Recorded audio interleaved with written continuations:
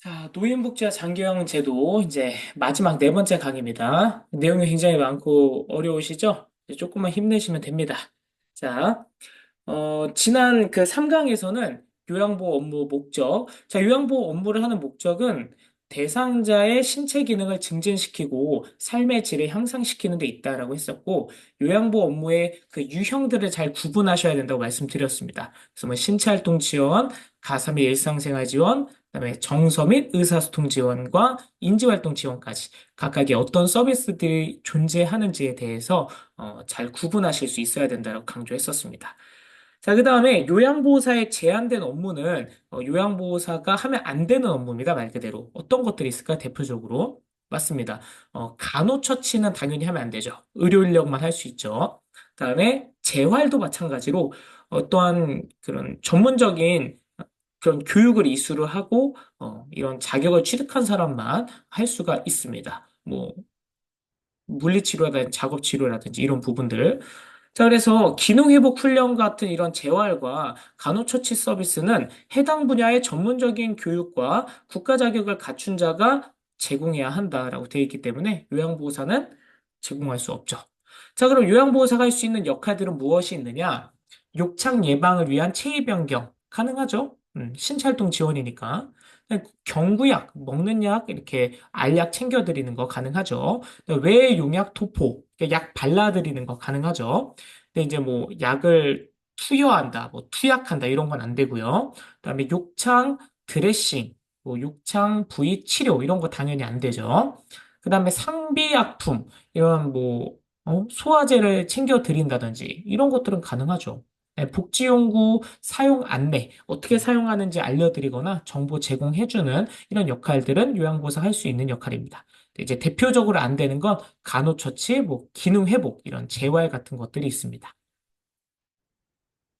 자, 요양보 업무와 그 대처 방안 같은 것들도 시험에 아주 자주 나오는 부분인데, 이런 부분들은 공통점이 있어요, 선생님. 어떤 공통점들이 있느냐? 일단, 대상자의 특성을 잘 알아야 됩니다. 그래서 대상자가 좋아하시는 거, 싫어하시는 거에 잘 구분을 해야 되고요.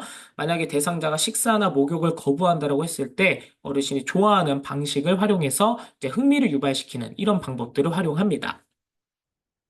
그 다음에 또 중요한 것 중에 하나가 원인을 파악해야 돼요. 어떤 원인을 파악하느냐? 어르신이 갑자기 왜 식사를 거부하실까? 어르신이 왜 목욕을 거부하실까?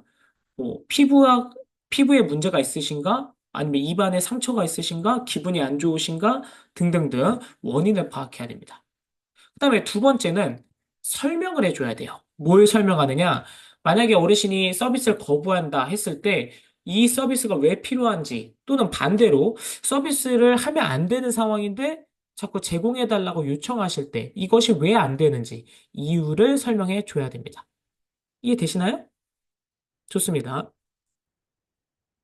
그다음에 대상자의 흥미를 유발시키는 이런 방법들이 존재한다라는 거. 그래서 여러 가지 공통점들에 대해서 우리 선생님들이 한번 머릿속으로 생각하시고 이 사례 중에서도 그동안 자주 나왔던 주요 사례들만 한번 제가 체크해 드리겠습니다.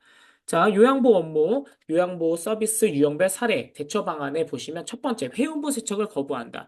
근데 회원부 세척을 안 하면 피부 질환의 원인이 될 수 있으니까 이런 것들에 대해서 설명을 해드려야 되죠. 어르신, 회음부 세척을 안 하면 피부 감염될 위험이 있으니까 닦아 드릴게요. 또는 어르신이 아니면 직접 닦아 보시겠어요? 라면서 물수건을 쥐어준다든지 이런 방법들이 있습니다. 그다음에 세 번째에 나오는 머리를 자르려고 하지 않을 때는요, 이것도 자주 나왔었는데, 어르신, 그러면 제가 머리띠나 아니면 이런 끈을 이용해서 머리 정돈해 드릴게요. 라고 말한다. 그다음에 네 번째, 계절과 장소에 맞지 않는 옷을 입으려고 한다. 자, 근데 우리가 앞에서도 대상자 중심 요양보호라고 했어요. 대상자가 원하는 건 의견을 최대한 존중을 해줘야 돼요. 물론 그 의견이 어르신에게 위험한 이런 선택이 아니라면 최대한 존중해 줘야 됩니다. 무조건 존중이 아니라 최대한 존중. 그래서 대상자의 요구를 가능한 한 수용해주고, 입고 싶은 옷을 안에 입히고, 겉옷을 상황에 맞게 입힌다. 그러니까 어르신이 좋아하는 옷은 입으셔도 돼요. 입혀드려요. 하지만, 밖에 날씨가 추우니까 겉옷도 입혀드릴게요, 어르신이라고 하는 거죠.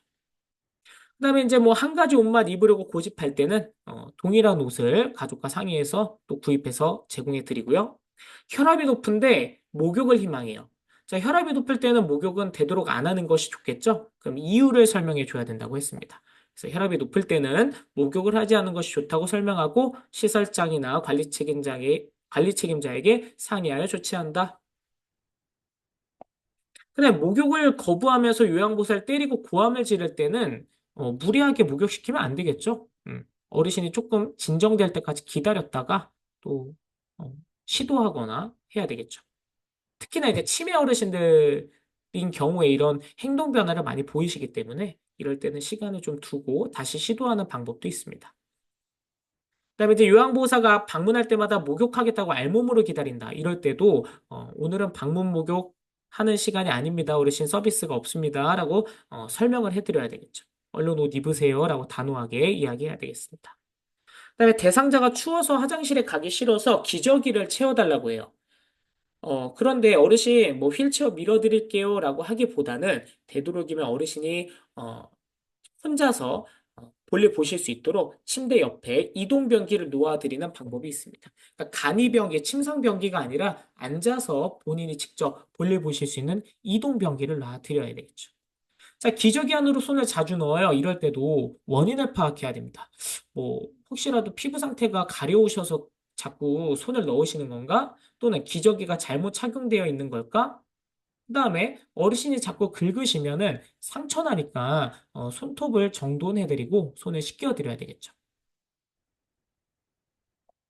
그다음에 한쪽으로 누워있는 대상자 기저귀에서 오줌이 셀 때는 체위 변경을 하거나 기저귀 착용 상태로 확인할 필요가 있습니다.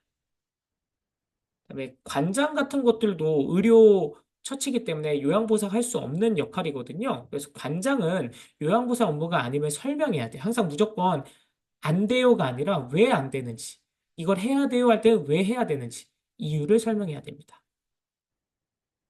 그다음에 이제 마지막 줄에 있는 관절 구충 예방을 위해서 마사지를 도와드리는데 계속 해달라고 할 때는 요양보호 서비스가 적절히 분배되어 있어야 함을 설명한다. 항상 설명이란 단어가 자주 나오죠. 이유 없는 것은 없죠. 그러니까 항상 설명하고 서비스를 제공해야 되겠죠. 자, 명절 음식 만드는 건 요양보사 업무가 아닙니다. 뭐, 우리가 물론 가사및 일상생활 지원에 취사가 있지만 그건 일반식에 해당되고요. 뭐, 명절이나 생일상은 요양보사 업무가 아닙니다. 자, 치료식이 맛없다고 불평한다. 이럴 때는요, 어르신의 흥미를 유발시키는 방법이 있는데, 첫 번째 줄에 함께 조리하거나 음식 맛을 보게 하는 등 조리 과정에 참여시켜서 흥미를 유발시키고 식사를 제공하는 방법이 있습니다. 그다음에 이제 세 번째 줄에 나오는 냉장고 안에 있는 유효기간이 지나는 것을 못 버리게 한다. 이것도 자주 나왔거든요. 그럴 때는 어, 가족이랑 같이 정돈을 하거나 아니면은 가족이 지켜보는 앞에서 정리를 하고 또는 동의를 받는다. 이런 것들이 있습니다. 아니면 어르신이랑 함께 정리한다. 이런 방법들이 있습니다. 그리고 보통 치매 대상자들이 이 청소했는데 물건이 없어졌다라고 하는 경우가 많아요. 그래서 이럴 때는 보통 어르신 저랑 같이 한번 물건 찾아볼까요? 여기 있네요. 라고 알려드리거나 아니면은 이제 원래 있던 자리에 물건을 그대로 잘 갖다 놓고 설명한다. 뭐 이런 것들이 있습니다. 자, 그 밑에 대상자 세탁물 이외 세탁물이 세탁기 안에 있다. 분명히 우리 모든 요양보 업무는 대상자에게만 제공하게 돼 있죠. 그러니까 대상자 세탁물만 세탁하도록 되어 있다. 그다음에 이제 마지막에 나오는 기저귀 말려서 사용하세요라는 것도 자주 나오는 질문인데 요양보호사가 설명을 해야 됩니다. 왜 안 되는지. 기저귀를 재사용하면 건강에 해롭고 기저귀 효과도 떨어집니다. 뭐 이런 것들. 그다음에 이제 뭐 외출 시 요양보호사 차량 이용하면 안 됩니다. 왜? 사고 나면은 책임져야 돼요. 큰일 나요. 근데 고액과 관련된 은행 업무 이것도 부담스럽죠?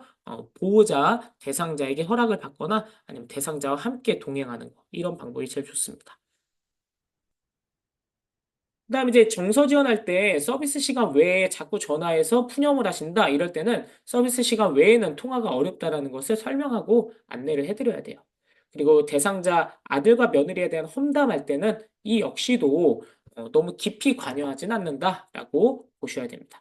하지만 들어는 드려야 돼요. 그냥 무조건 아우 저한테 그런 얘기 하지 마세요. 이건 잘못된 방법이에요. 어르신이 어디다 그 얘기를 하소연하고 푸시겠어요. 일단 들어는 드리고 공감은 해드리되 그에 대해서 옳고 그름은 판단하면 안 되겠죠. 그다음에 이제 뭐 몸을 만지는 등 신체 접촉을 한다. 이거 이제 뒤에서 배우시겠지만 신체적 성희롱 할 때는 단호하게 거부 의사를 밝히셔야 돼요. 하지만 버럭 화를 내거나 뭐 밀치거나 이런 감정적인 반응은 하시지 마시고 하지만 어르신 그거 성희롱이에요 하시면 안 돼요. 또 하시면 뭐 보호자님이나 기관장님께 말씀할 수밖에 없어요. 이렇게 단호하게 얘기해야 되겠죠. 자, 요양보호 서비스 제공 원칙은 이거는 이제 눈으로 그냥 보셔도 충분할 것 같고요. 이 다음에 나오는 것이 중요합니다. 대상자의 성격, 습관, 선호도를 확인하여 싫어하는 행동은 하지 않는다. 또는 어르신이 좋아하는 행동은 정말 필요할 때 적절히 활용할 필요가 있겠죠. 어르신의 흥미를 유발시키는 거, 유도하는 거. 2번 동그라미 내용 너무나 중요합니다. 별표하시고 대상자의 능력을 최대한 활용하면서 서비스를 제공한다. 아까 뭐 화장실이 멀다고 해서 할 때도 기저귀 채우는 게 아니라 어르신이 스스로 할 수 있도록 이동변기를 놔둔다고 했었죠. 그리고 맨 앞에서 대상자 중심 요양보호에서도 공부하셨지만 일어서게 하기 있었죠.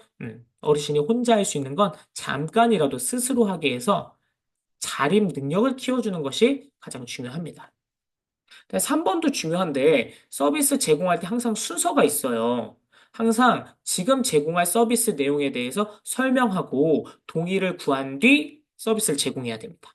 그래서 어르신 지금 식사 시간인데요. 식사 제공해 드려도 괜찮을까요? 라고 설명하고 동의 구한 뒤 서비스를 제공해야 되고요. 근데 만약에 치매가 심하셔서 여쭤봐도 대답을 할 수가 없는 인지력을 갖고 계신 분은 당연히 보호자의 동의를 받으면 되겠죠. 4번 동그라미에 나오는 비밀 누설, 이거 아주 중요합니다. 뭐, 요양보호사의 금지 행동 중에서 아주 제일 중요한 부분 중 하나예요. 비밀 누설하면 안 된다. 개인정보를 보호해야 된다. 사생활을 존중해야 된다. 이런 것들. 5번, 대상자의 상태와 관계없이 서비스 제공하면 안 된다. 자, 그렇다면 어떻게 해야 될까요? 그렇죠. 관찰하면서 대상자의 상황에 맞게 전달을 해야 되겠죠. 식사를 제공하는데 어르신이 꼭꼭 씹고 삼킨 거 확인한 다음에 제공해야 되겠죠.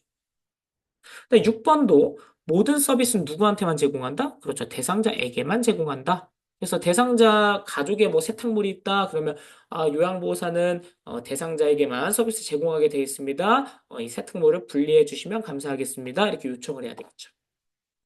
7번. 대상자 상태 변화, 서비스 추가 변경, 의견이 상충됐을 때 이러한 특정한 경우가 발생하면 이제 반드시 관리 책임자에게 보고하셔야 됩니다. 그래서 뒤에 기록 보고에서도 한 번 더 강조해서 설명드리겠습니다. 자, 8번에 나오는 맥박, 호흡, 체온, 혈압 측정, 흡인, 비위관 삽입 이런 것도 전부 다 의료행위죠. 또는 뭐 의료행위뿐만 아니라 기능회복 훈련 이런 것들도 요양보호사 할 수 없는 역할들이죠. 근데 9번, 응급 상황이 발생한 경우 응급처치를 제공하고 응급처치나 보고가 어려운 경우 의료기관으로 옮긴다. 119에 신고하는 게 제일 좋은 방법입니다. 네, 10번, 치매 대상자의 그런 돌발 행동에 대해서도 전문가나 기관장에게 도움을 청해야 되겠죠. 그 다음에 나오는 이 요양보호사 금지 행위는 뭐 눈으로 보시면 되는데요. 가장 대표적으로 2번, 3번, 4번 꼭 기억을 하실 필요가 있습니다. 요양보호사가 절대로 하면 안 되는 것 중에 항상 강조되는 것들이 이번에 나오는 유인할선. 자, 여기서 말하는 유인할선이란, 내가 개인적인 이득을 취하는 게 유인할선이에요. 어르신을 이제 소개해드리고, 그거에 대한 대가를 받는 거. 그러니까 어르신이 정말 좋은 곳에서 서비스를 받길 원하는 마음에 어르신 여기 센터가 참 잘해요. 라고 소개하고 안내하는 것까진 괜찮아요. 근데 그거를, 이유로 대가를 받으면 안 된다는 거죠. 3번에 나오는 본인 부담금 면제 감면 이거는 불법이죠. 절대로 하면 안 되고요. 4번에 나오는 비밀 누설 이 세 가지가 전부 다 2년 이하의 징역 2천만 원 이하의 벌금 가장 처벌 수위가 셉니다. 그다음에 뭐 부당 수급하는데 이제 가담하거나 뭐 급여 제공 자료를 사실이 아닌 것들을 작성했을 때 처벌을 받게 됩니다.